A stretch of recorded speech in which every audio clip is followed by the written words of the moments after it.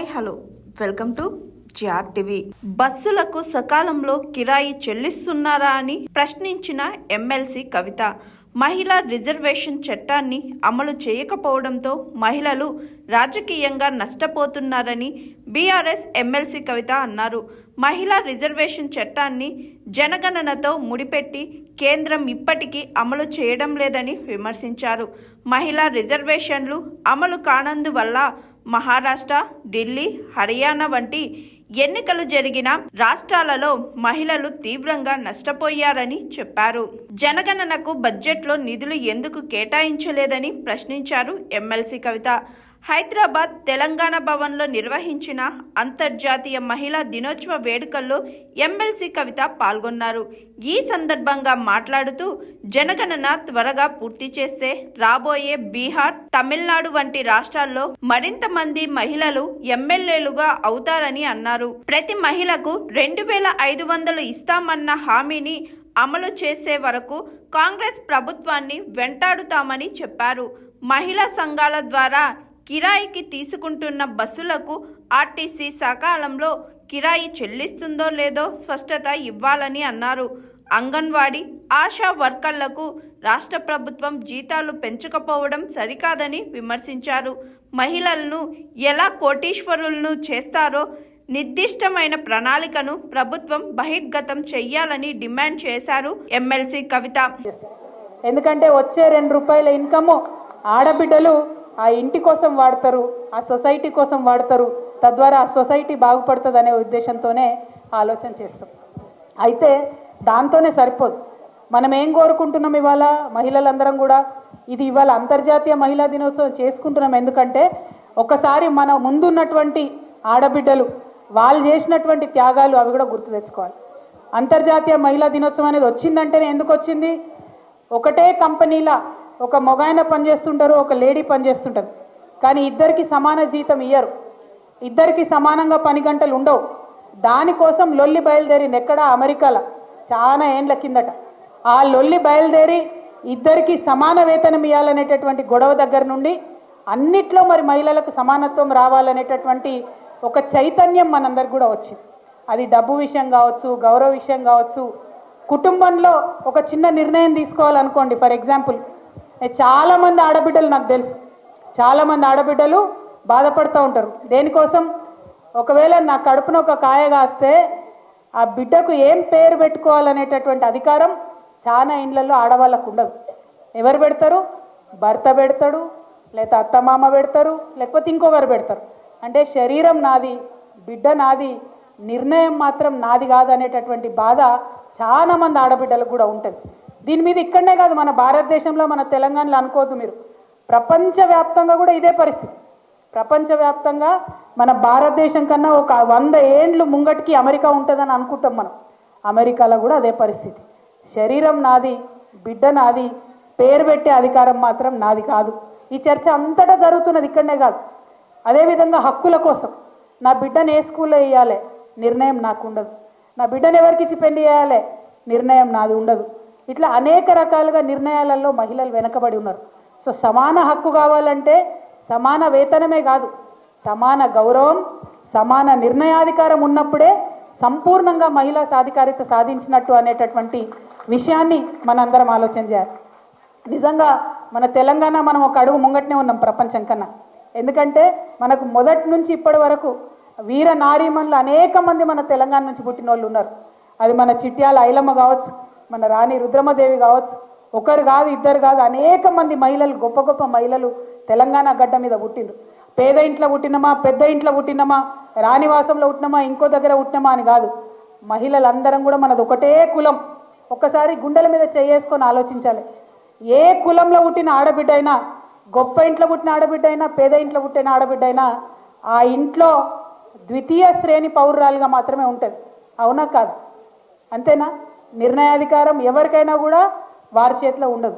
అందుకే ఇవాళ నేను చెప్తున్నా, మహిళలందరం కూడా ఒకటే కులం, మన కులం మొత్తం లేదు. మహిళల ఐక్యత సాధించాలనేటటువంటి మాట అందుకోసమే మాట్లాడుతూ ఉన్నాం. మహిళలందరం ఒకటే దగ్గర ఉండి గట్టిగా వచ్చి కొట్లాడితేనే సాధ్యమవుతుంది.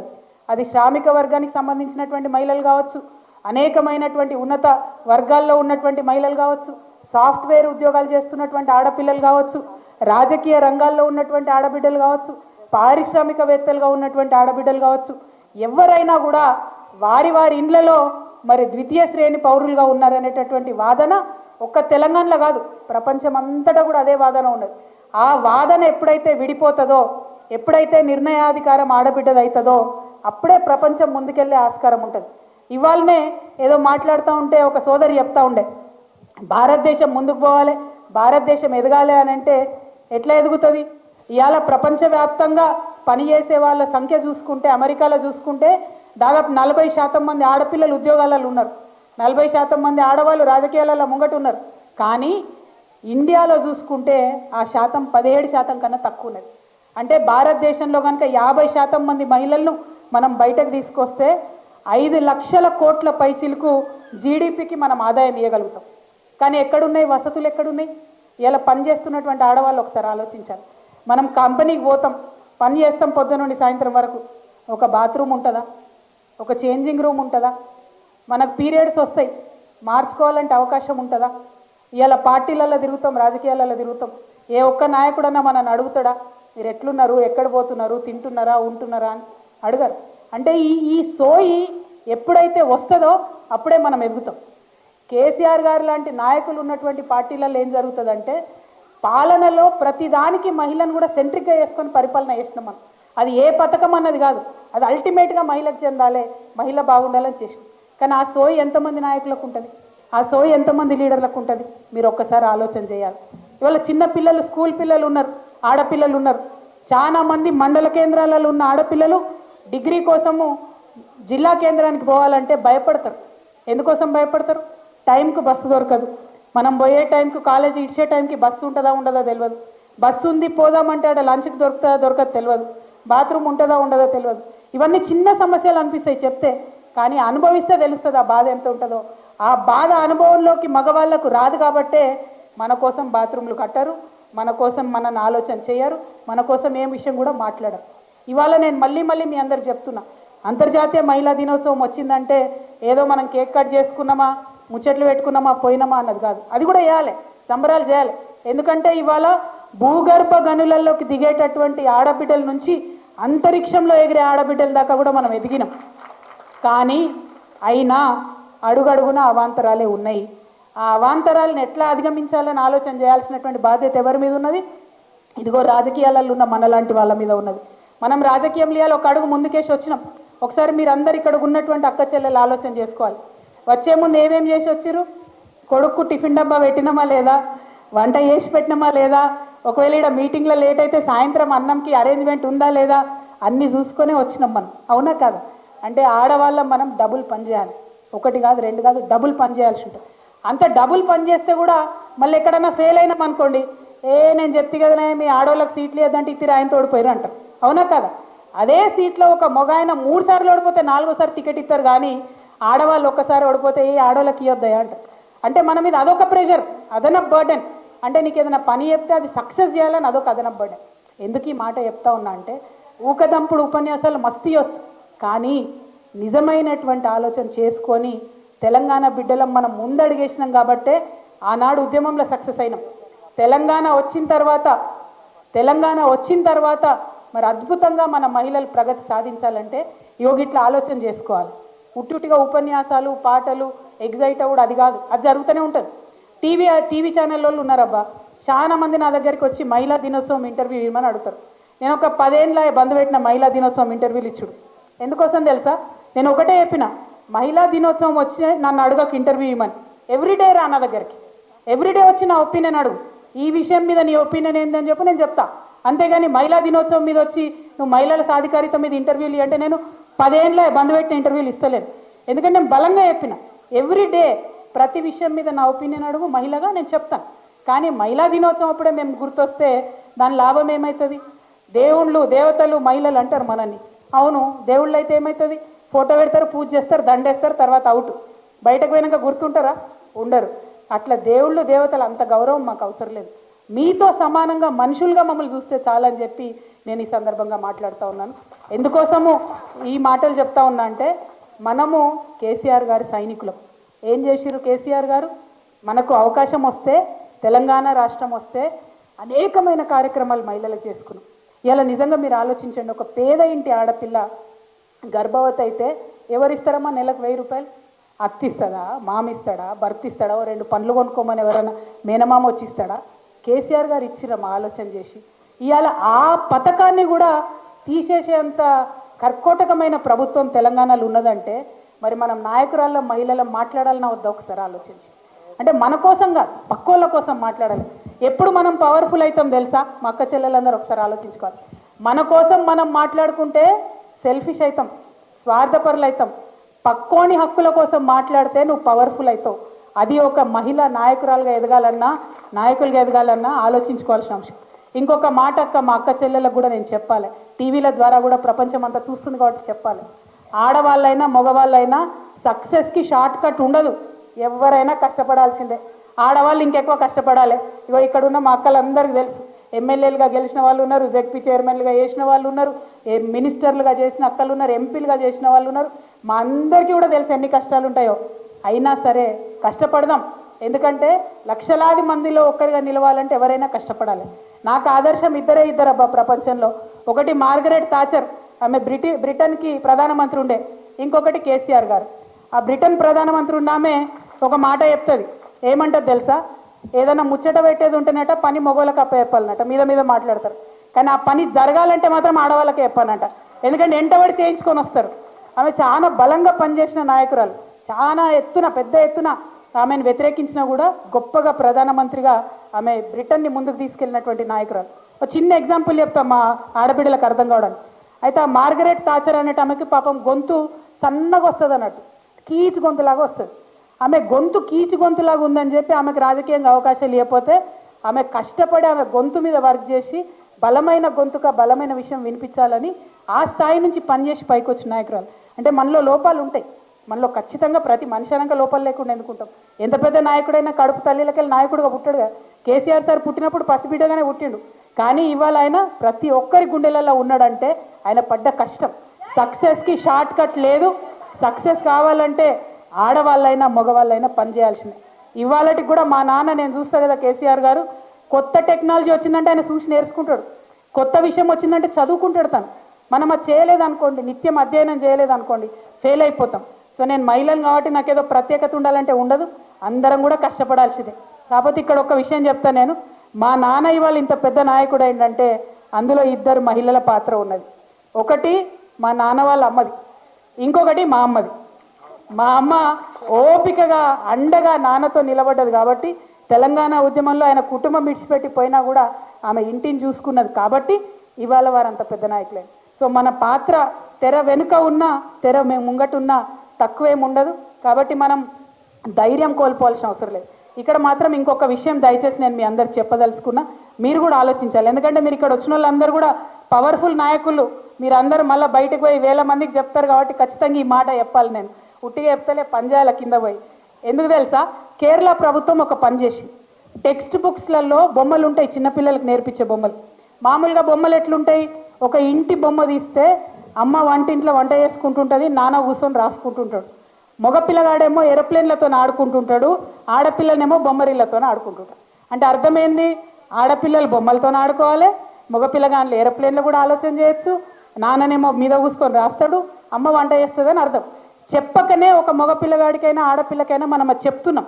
కేరళ ప్రభుత్వం దీని మీద ఆలోచన చేసి అధ్యయనం చేసి ఏం చేసిందంటే, ఇవాళ కేరళ టెక్స్ట్ బుక్లలో మీరు చూసుకుంటే ఆడబిడ్డలు రాసుకునేది ఉంటుంది, నాన్న వంట పనిలో సహాయం చేస్తున్నది ఉంటుంది, ఆడపిల్లలు ఆడుకునేది ఉంటుంది, స్పోర్ట్స్ ఉంటుంది, మగపిల్లగాళ్ళు ఇంకో పని చేస్తుంది.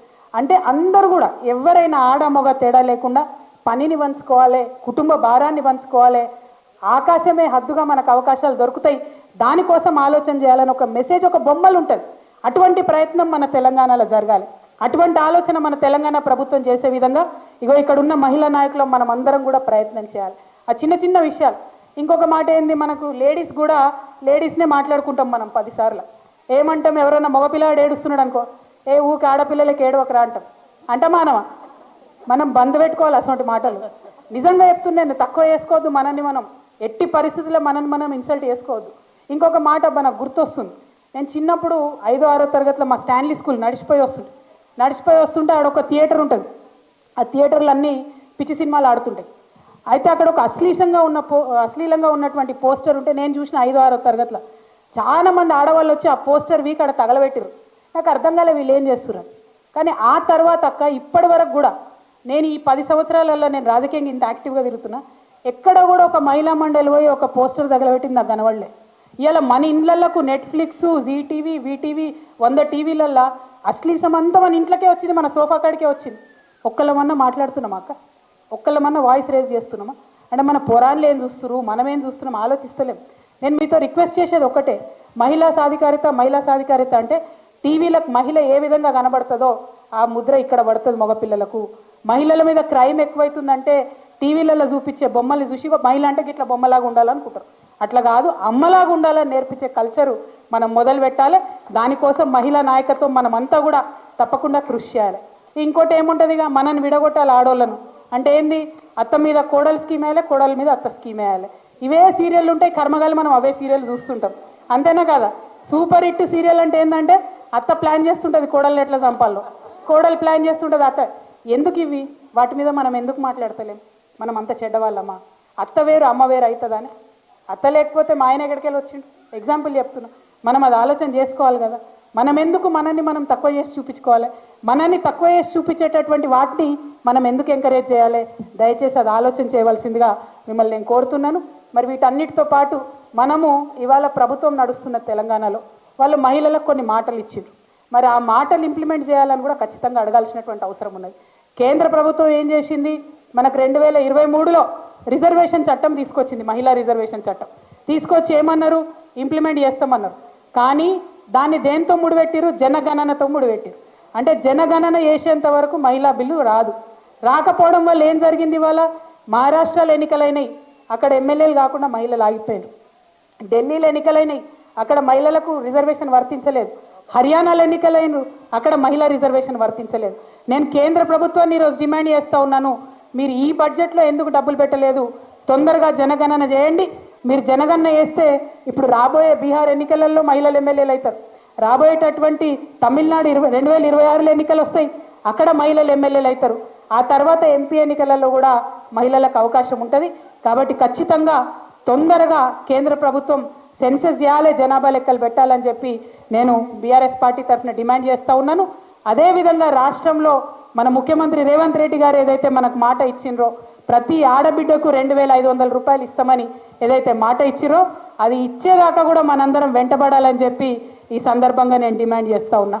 మరి ఇవాళ మహిళల కోసం పెద్దగా 1,00,000 మందితోని మీటింగ్ పెట్టిరట కాంగ్రెస్ ప్రభుత్వం నుంచి. వెల్కమ్ చేద్దాం, ఎందుకంటే మహిళలందరూ ఒక దగ్గరకు వచ్చినప్పుడు ఏం చెప్పిర్రు అన్నాడు? ఎన్నికల కన్నా ముందు 1,00,00,000 మంది మహిళలను కోటీశ్వర్లు చేస్తామని చెప్పారు. మరి ఎట్లా చేస్తారు కోటీశ్వరుల్ని? ఒక పెట్రోల్ బంక్ ఇచ్చి కోటీశ్వర్లు చేస్తారా? కాదు కదా. 650 బస్సులు పెడతామన్నారు ఆర్టీసీలో. ఆర్టీసీయే బాగా నడుస్తలేదు. ఆర్టీసీకే 1,800 కోట్లు ఇంకా ప్రభుత్వం డబ్బులు ఇవ్వలేదు. ఇలా మహిళలతోని బస్సులు పెట్టించారు. మరి వాళ్ళ కిరాయి టైంకి ఇస్తారా ఇయ్యరా? ఈ విషయం క్లారిటీ ఇవ్వాలి. 1. 2, ప్రైవేట్ వాళ్ళకి ఎట్లయితే కిరాయి ఇస్తున్నారో లేడీస్కి అట్లా ఇస్తున్నారో ఇవ్వట్లేదో ఒకటి చెప్పాలి. 3, ఆశా వర్కర్లు, అంగన్వాడీలు, ఏఎన్ఎంలు వీళ్ళందరూ పనులు చేస్తున్నారు. ఆనాడు కేసీఆర్ గారు ఏం చేసిరు? వాళ్ళందరినీ ప్రగతి భవన్కు పిలిచి భోజనాలు పెట్టి మాట్లాడి 2 సార్లు జీతాలు పెంచినాం. కానీ 15 నెలలు అవుతుంది ఈ ప్రభుత్వం వచ్చి, ఇప్పటి వరకు కూడా ఈ ప్రభుత్వంలో ఆశాలను విలువలేదు, అంగన్వాడీ వర్కర్లను విలువలేదు, ఈ విఓఏలను విలువలేదు. ఈ విఓఏలు ఎవరికి కూడా ఆర్పీలను విలువలేదు. వాళ్ళకి రావాల్సిన డిఏలు ఇవ్వలేదు, వాళ్ళకి రావాల్సిన బెనిఫిట్స్ ఇవ్వలేదు. సో ఇవన్నీ కూడా మనం అడగాల్సినటువంటి అవసరం ఉంది. ఒక పక్క కేంద్ర రాష్ట్ర ప్రభుత్వాల మీద యుద్ధం చేస్తూ, ఇంకొక పక్క తెలంగాణ సంస్కృతి అయినటువంటి బతుకమ్మను, బోనాలను కాపాడుకుంటూ, అన్నిటికన్నా ఎక్కువ మన అస్తిత్వాన్ని కాపాడుకుంటూ, మన ఆడబిడ్డలకు, మన ఫ్యూచర్ జనరేషన్స్కి ధైర్యం ఇచ్చే విధంగా మనందరం కూడా ఉండాలని చెప్పి, ప్రతి ఆడబిడ్డకు గౌరవం దక్కాలి, ప్రతి ఆడబిడ్డకు ఆదాయం పెరగాలి, ప్రతి ఆడబిడ్డకు అవకాశాలు రావాలనేటటువంటి కోరికతోని, దానికోసం ఉద్యమించాలనేటటువంటి పిలుపుతోని మీ అందరికీ మళ్ళొకసారి అంతర్జాతీయ మహిళా దినోత్సవం సందర్భంగా శుభాకాంక్షలు తెలియజేస్తూ నేను సెలవు తీసుకుంటున్నాను. జై తెలంగాణ, జై కేసీఆర్, మహిళల ఐక్యత, మహిళల ఐక్యత. వెనుక కూర్చున్న వాళ్ళు చల్లబడ్డరేంది? మహిళల ఐక్యత, మహిళల ఐక్యత. జై తెలంగాణ, జై కేసీఆర్.